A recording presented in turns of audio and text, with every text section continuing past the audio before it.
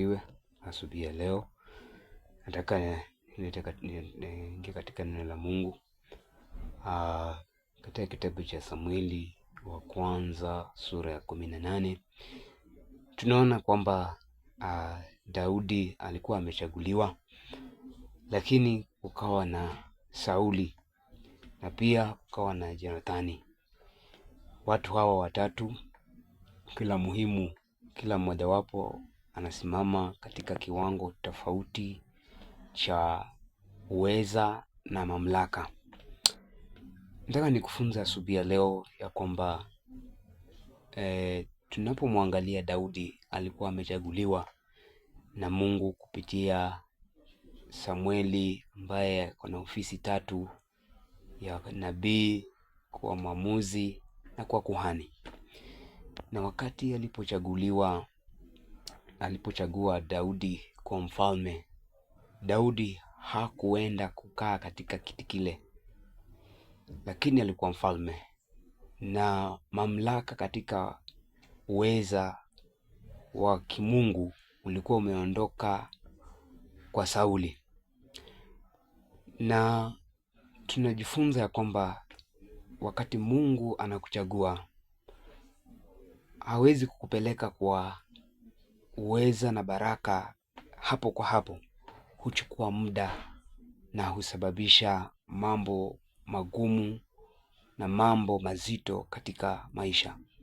Kwani Daudi baada ya kuchaguliwa ameua Goliati wa Gathi, amekuja kwa mfalme mwenye ambaye hajakalia ile kiti, hajafurahia kuitwa mfalme, bali amekuwa kama mkimbizi katika msituni. So asubuhi ya leo nataka kuambia wewe mtu wa Mungu, wewe mjoli wa Mungu, huenda umechaguliwa na Mungu, lakini mambo unayopitia unajua swali, kwa nini nipitie haya? Bado tambua kwamba umechaguliwa na lazima upite kwa mambo hayo ili uweze kuhitimu kuwa mwenye baraka na falme. Sauli akawa ni mtu ambaye ametolewa katika ufalme wa Mungu kwa sababu ya kutokutii. Watu ndani ya ufalme wa Mungu wanaweza kuwa ni viongozi, lakini Mungu ameondokea kwa sababu si watiifu. Kweli wanaweza, kweli wana kila kitu, lakini hawana roho ya utiifu. Asubuhi leo ningependa nikwambie usiwe mmoja kama wa Sauli ambaye alikosa kuwa mtiifu. Pili,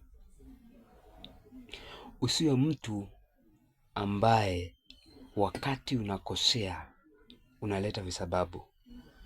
Kuwa mtu mwepesi wa kubali makosa na kuomba msamaha.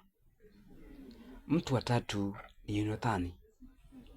Mungu huleta mtu ambaye atakushika mkono kama destiny helper. Jonathan alikuwa akimsaidia Daudi.